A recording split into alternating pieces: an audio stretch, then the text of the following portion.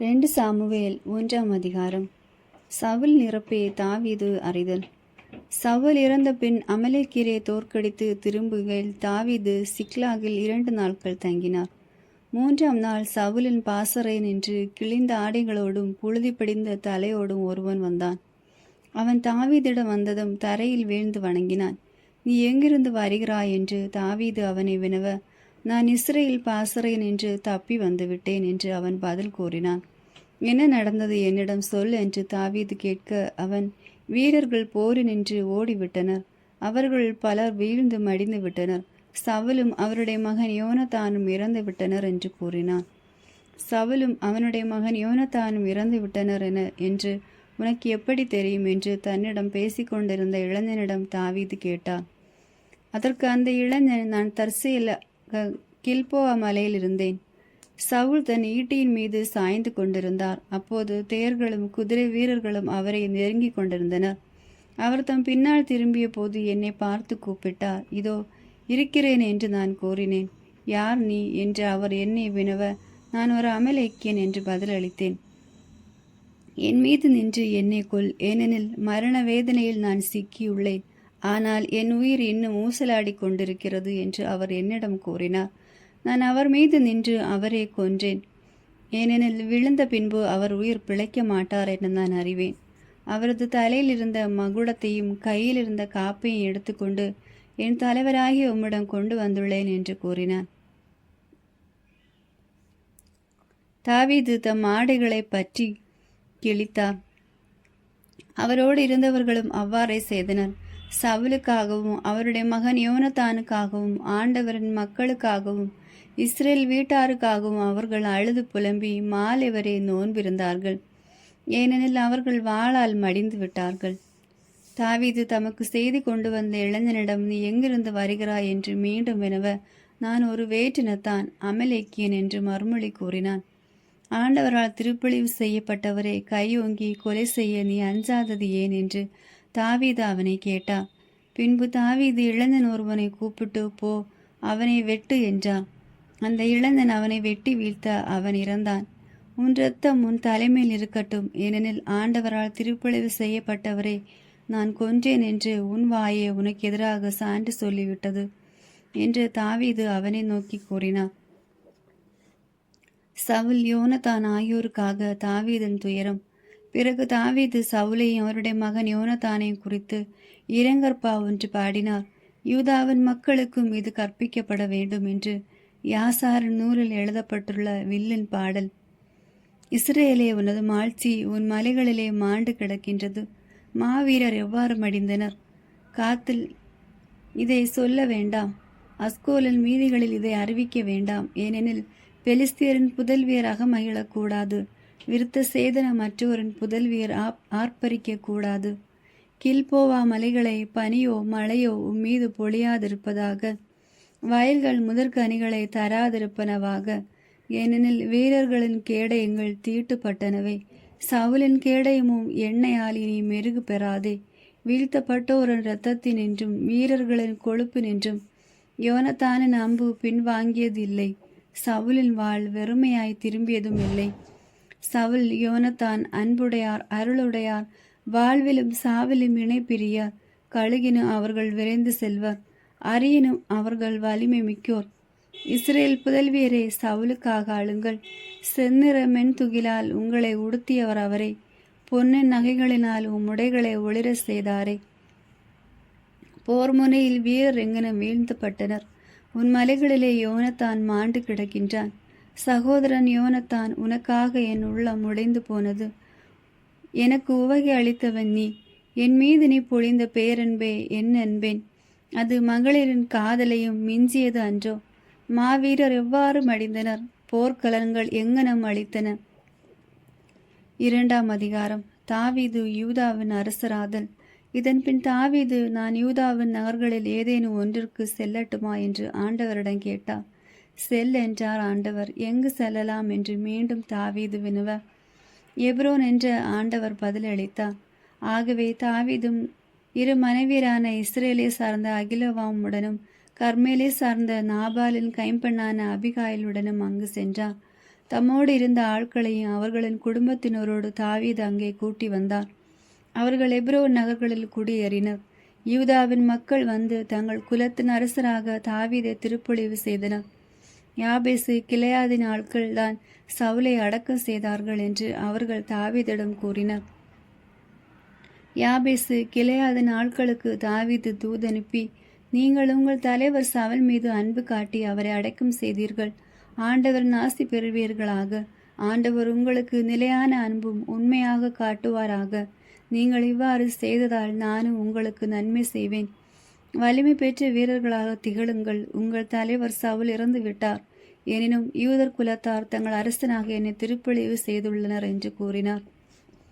இசபோசத்தை இஸ்ரேலின் அரசராய் ஏற்படுத்துதல். இதற்கிடையில் சவுலின் படைத்தலைவனாகிய நேரின் மகன் அப்னேர் சவுலின் மகன் இசபெல்லை சேத்தை மகனியுமிக்கு அழைத்து சென்று கிளையாது, அசூரி, இஸ்ரேல், எப்ராஹிம், பென்னேமின் மேலும் அனைத்து இஸ்ரேல் மேலும் அவனை அரசனாக்கினான். சவுலின் மகன் இசவேத்தை இஸ்ரேல் மீது அரசாளத் தொடங்கிய போது அவனுக்கு வயது 40. 2 ஆண்டுகள் அவன் அரசனாக இருந்தான். ஆனால் யூத குலமோ தாவீதை பின்பற்றியது. தாவீது எப்ரோனில் யூத குலத்தின் மீது ஆட்சி புரிந்த காலம் 7 ஆண்டுகளும் 6 மாதங்களுமே. யூதா இஸ்ரேலுடைய போர். நேரின் மகன் அப்னேரும் சவுலின் மகன் இசபேத்தின் பணியாளர்களும் மகனமீலிலிருந்து புறப்பட்டு கிபியோனுக்கு சென்றனர். செரியோவின் மகன் யோவாபும் தாவீதின் பணியாளர்களும் புறப்பட்டு சென்று அவர்களை கிபியோன் குளத்தருகே எதிர்கொண்டனர். ஒரு சாரார் இப்பக்கமும் மறுசாரார் அப்பக்கமும் குளத்தின் அருகே அமர்ந்தனர். இளைஞர்கள் எழுந்து நமக்கு முன்பு வாள்போர் செய்யட்டும் என்று அப்னேர் யோவாபிடம் கூறினான். அவர்கள் அவ்வாறே செய்யட்டும் என்று யோவாபும் கூறினான். பென்னேமின் மற்றும் சவுலின் மகன் இசபெசத்தை சார்பில் 12 தாவீதின் பணியாளர்கள் 12 எழுந்து வந்தனர். ஒவ்வொருவனும் தன் எதிரியின் தலையை பிடித்து கொண்டு அவனது விழாவில் வாளை ஊடுருவினான். இருவரும் ஒன்றாக மடிந்தனர். அந்த இடத்தை எஸ்காத் அஷ்ரூம் என்று அழைத்தனர். போர் அன்று மிக கடுமையாக உருவெடுத்தது. அப்னேரும் இஸ்ரேல் ஆட்களும் தாவீதின் பணியாளர்களும் முன் முறியடிக்கப்பட்டனர். அங்கே செரியாவின் புதல்வர் யோவாபு, அபிசாய், அசவேல் ஆகிய 3 இருந்தனர். அசவேல் காட்டு மான் போல் வேகமாக ஓடக்கூடியவன். அசாவேல் அப்னேரை பின்தொடர்ந்து வலமோ இடமோ விலகாமல் துரத்தினான். அப்னேர் பின்னால் திரும்பி, அசாவேல் நீயா என்று கேட்டான். நானேதான் என்று அவன் பதில் கூறினான்.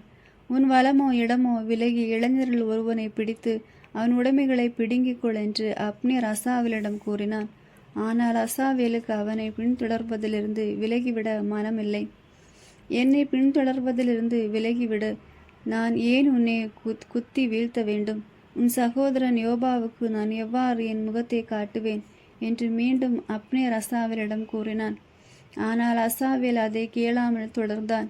ஆகவே அப்னேர் தன் ஈட்டி முனையால் அவனை வயிற்றில் குத்த அது அவனை பின்னாக ஊடுருவியது. அந்த இடத்திலே அவன் விழுந்து இறந்தான். அசாவேல் விழுந்து இறந்த இடத்திற்கு வந்தவர்கள் அனைவரும் நிலைகுலைந்து நின்றனர். பின் யோவாபும் அபிசாயும் அப்னேரை பின்தொடர்ந்தனர். கிபெயோன் பாலைநில பாதையில் கீகுக்கு முன்பாக இருக்கும் அம்மா மலையை அவர்கள் வந்தடைந்த போது கதிரவன் மறைந்து கொண்டிருந்தான். அப்போது பென்னேமினின் ஆட்கள் அப்னேருக்கு பின் ஒரே படையாக திரண்டு ஒரு குன்றின் உச்சியில் நின்றனர். அப்னேர் யோவாபை கூப்பிட்டு, வாளுக்கு இரை கொடுக்க வேண்டுமா? முடிவு கசப்பாக இருக்கும் என நீ அறியாயோ? தங்கள் சகோதரர்களை பின்தொடராமல் திரும்பி செல்லுமாறு மக்களிடம் நீ சொல்ல மாட்டாயோ என்று கூறினான். அதற்கு யோவாபு, வாழும் கடவுள் மேல் ஆணை, நீ பேசாதிருந்தால் காலையிலே தங்கள் சகோதரர்களை பின்தொடராமல் மக்கள் விலகி இருப்பார்கள் என்று கூறி எக்காலம் ஊதினான். அனைத்து மக்களும் நின்றனர். அதற்கு மேல் அவர்கள் இஸ்ரேலை பின்தொடரவில்லை, போரிடவும் இல்லை. அப்னேரும் அவனுடைய ஆட்களும் இரவு முழுவதும் பயணம் செய்து அராபா வழியாக யோர்தானை கடந்தனர். தொடர்ந்து பிக்ரோன் முழுவதும் பயணம் செய்து மகனீமை அடைந்தனர். யோவாபு அப்னேரை பின்தொடர்வது நின்று திரும்பிய பின் தன் ஆட்கள் அனைவரையும் ஒன்று திரட்டினான். அசாவேல் நீங்களாக தாவீதின் பணியாளர்கள் 19 பேரை காணவில்லை.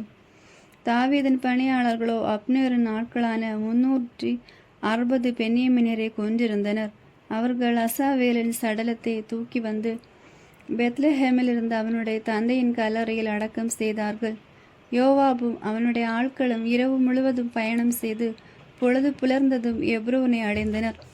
சவுலின் வீட்டாருக்கு தாவீதின் வீட்டாருக்கும் இடையே ஒரு நீண்ட போர் ஏற்பட்டது. தாவீது தொடர்ந்து வலிமை பெற்றார். சவுலின் வீட்டாரோ தொடர்ந்து வலிமை இழந்தனர். தாவீதின் மக்கள் எப்ரோனில் தாவீதுக்கும் புதல்வர்கள் பிறந்தனர். இஸ்ரேலை சார்ந்த அகினவாமுக்கும் பிறந்த அம்னோன் அவர்தம் தலைமகன். கர்மேலே சார்ந்த நாபாலின் கைம்பெண்ணான அபிகாயிலுக்கு பிறந்த கிளையாபு அவர்தாம் இரண்டாம் மகன். கெசூர் மன்னனான தால்மாயின் மகள் மாக்காவுக்கு பிறந்த அப்சலோம் அவர்தம் மூன்றாம் மகன். அகீத்துக்கு பிறந்த அதோனிய நான்காம் மகன். அபித்தாலுக்கு பிறந்த செபட்டியா ஐந்தாம் மகன். தாவீதின் மனைவி எக்லாவுக்கு பிறந்த இத்ராயிம் ஆறாம் மகன். இவர்கள் தாவீதுக்கு எப்ரோனில் பிறந்தவர்கள்.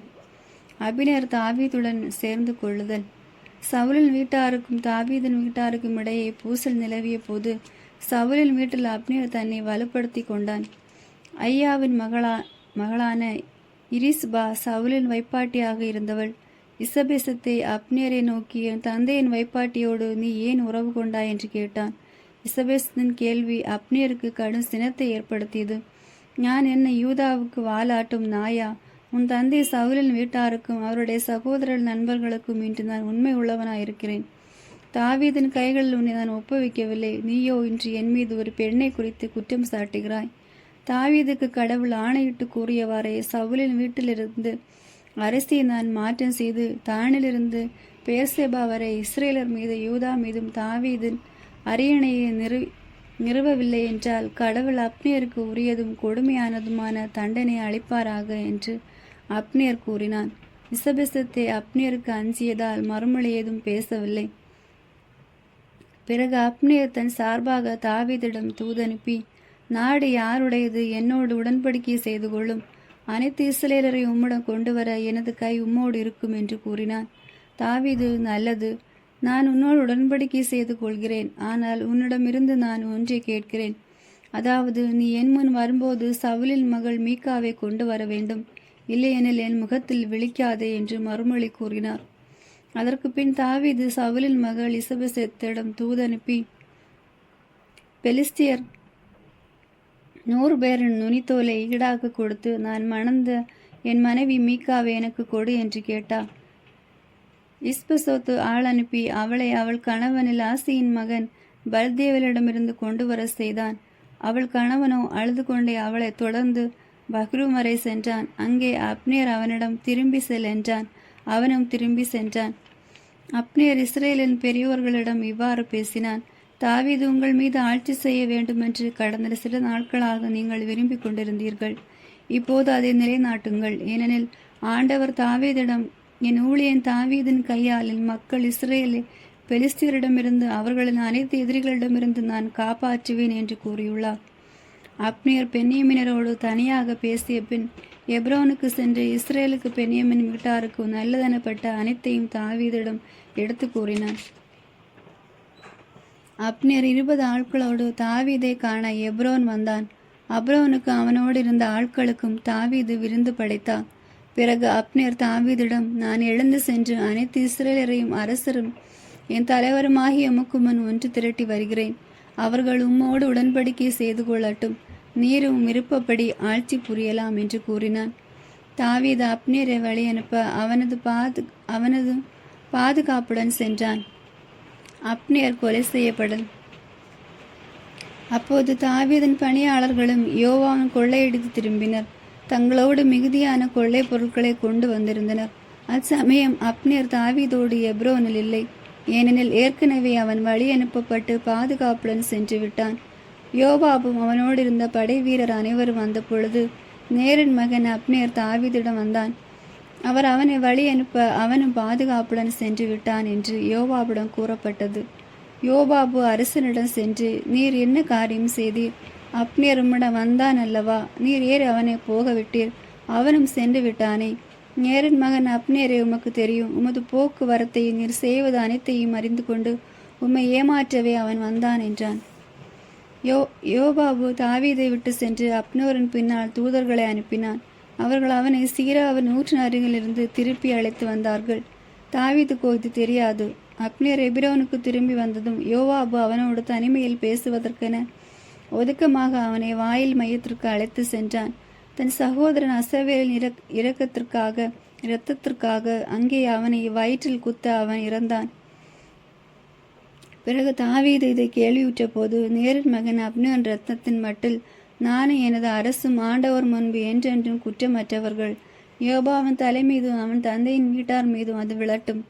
இரத்த கசிவு உடையவனோ, தொழு நோயாளியோ, அன்னகனோ, வாளால் மடிபவனோ, உணவுக்காக தவிப்பவனோ யோபாவின் குடும்பத்தில் இல்லாமல் போக மாட்டார்கள் என்றான். தங்கள் சகோதரன் அசாவேலை கிபேயோனில் நடந்த போரில் அப்னேர் கொன்றதற்காக யோபாவும் அவன் சகோதரன் அபிசாயும் அவனை கொன்றார்கள். அப்னேர் அடக்கம் செய்யப்படல்.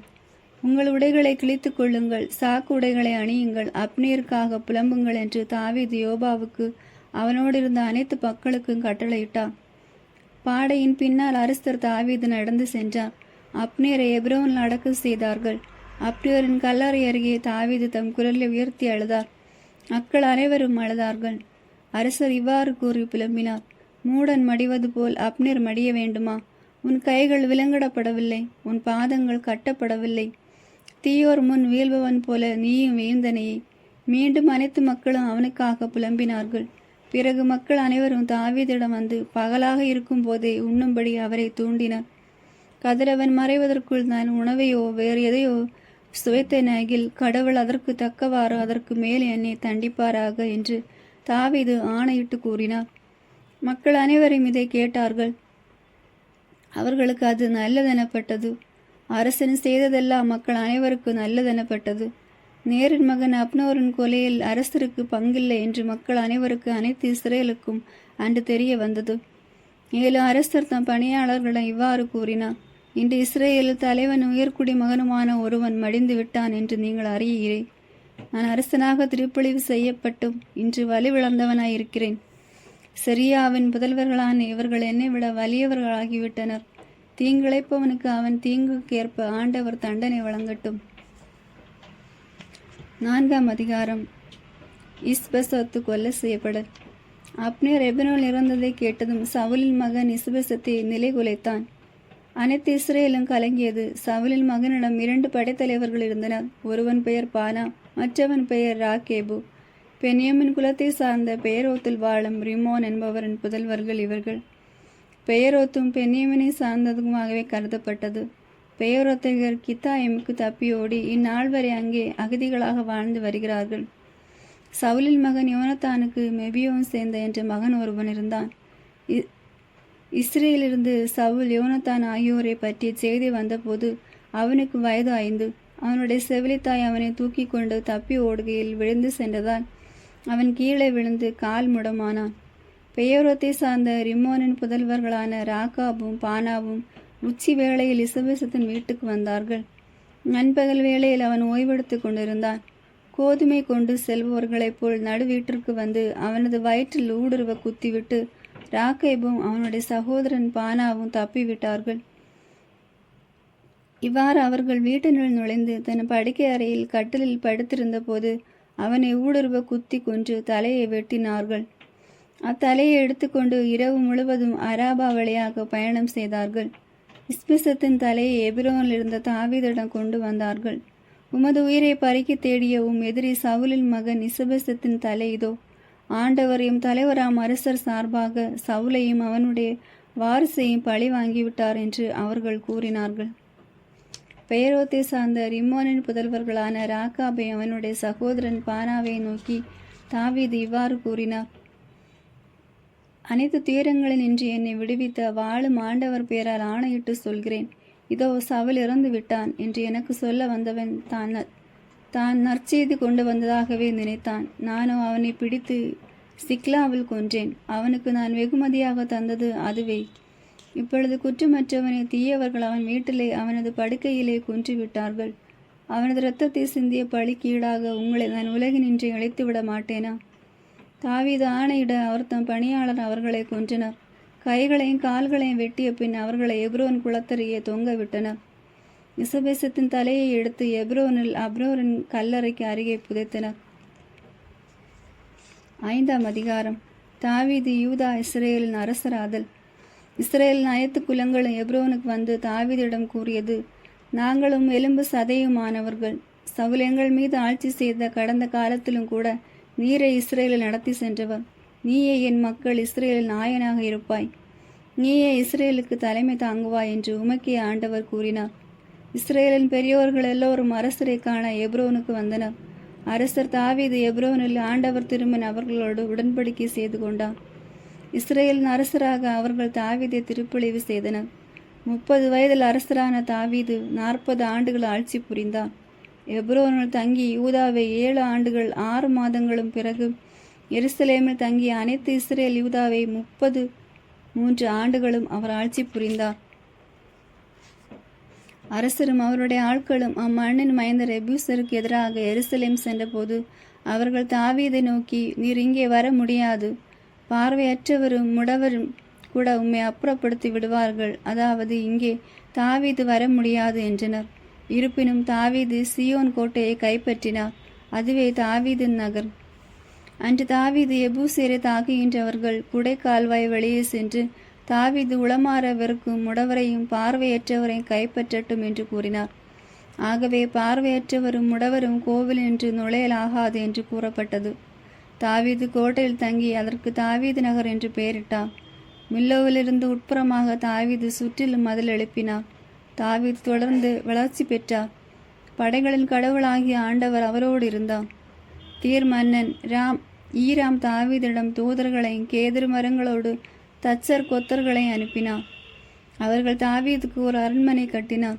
ஆண்டவர் தம்மை இஸ்ரேலின் அரசராக நியமித்தார் என்றும் தம் மக்கள் இஸ்ரேலுக்காகவே அவர் தம்மை உயர்த்தினார் என்றும் தாவீது உணர்ந்தார். எப்ரோனை விட்டு வந்ததும் தாவீது மேலும் பல வைப்பாட்டியரையும் மனைவியரையும் எருசலேமில் தேர்ந்தெடுத்தார். மேலும் பல புதல்வரும் புதல்வியரும் தாவீதுக்கு பிறந்தனர். எருசலேமில் அவருக்கு பிறந்தவர்களின் பெயர்களாவன: சம்முவா, சோபாவு, நாத்தான், சாலமோன், இப்கார், எலிசுவா, நெபோகியாபியா, எலிசாமா, எலையாதா, எலிப்பலேற்று. பெலிஸ்தியர் மீது வெற்றி. தாவீது இஸ்ரேல் அரசராக திருப்பழிவு செய்யப்பட்டார் என்று கேட்டதும் பெலிஸ்தியர் எல்லோரும் தாவீதை பிடிப்பதற்கு புறப்பட்டு சென்றனர். தாவீது அதை கேள்வியுற்று கோட்டைக்குள் புகுந்து கொண்டார். பெலிஸ்தியர் வந்து ராபாயின் பள்ளத்தாக்கில் பரவினர். பெலிஸ்தியருக்கு எதிராக நான் செல்லட்டுமா, நீர் அவர்களை என் கையில் ஒப்புவிப்பீரா என்று தாவீது ஆண்டவரிடம் கேட்டார். செல், உறுதியாக நான் பெலிஸ்தியரை உன் கையில் ஒப்புவிப்பேன் என்று ஆண்டவர் தாவீதிடம் கூறினார். தாவீது பாகால் பெராட்சி வரை வந்து அங்கே அவர்களை தோற்கடித்தார். தகர்த்தறியும் வெள்ளம் போல் ஆண்டவர் என் எதிரிகளை என் கண்முன்னே தகர்த்தறிந்தார் என்று தாவீது கூறினார். ஆகவே தான் அந்த இடம் பாகால் பெராட்சிம் என்று அழைக்கப்படுகிறது. பெலிஸ்தியர் தங்கள் தெய்வ சிலைகளை விட்டு செல்ல தாவீதும் அவர் தம் ஆட்களும் அவற்றை எடுத்து சென்றனர். பெலிஸ்தியர் மீண்டும் எதிர்த்து வந்து ராபாயின் பள்ளத்தாக்கில் பரவினர். தாவீது ஆண்டவரிடம் ஆலோசனை கேட்க, நீர் எதிர்த்து செல்ல வேண்டாம், சுற்றி வளைத்து அவர்கள் பின்னால் சென்று முசுக்குக்கோட்டை மரங்களுக்கு எதிரிலிருந்து அவர்களை அணுக வேண்டும். முசுக்கோட்டை மரங்களுக்கு மேல் அணிவகுப்பு பேரொலி ஒலிக்கும் போது நீ தயாராக இருக்க வேண்டும். ஏனெனில் அப்போது ஆண்டவர் பெலிஸ்தியர் படையை தாக்குவதற்காக உனக்கு முன்பாக செல்கிறார் என்று ஆண்டவர் கூறினார். ஆண்டவர் தமக்கு கட்டளையிட்டவாறே தாவீது செய்து பெலிஸ்தியரை கெபா முதல் கேசேர் வரை தாக்கினார். ஆமீன். God bless you.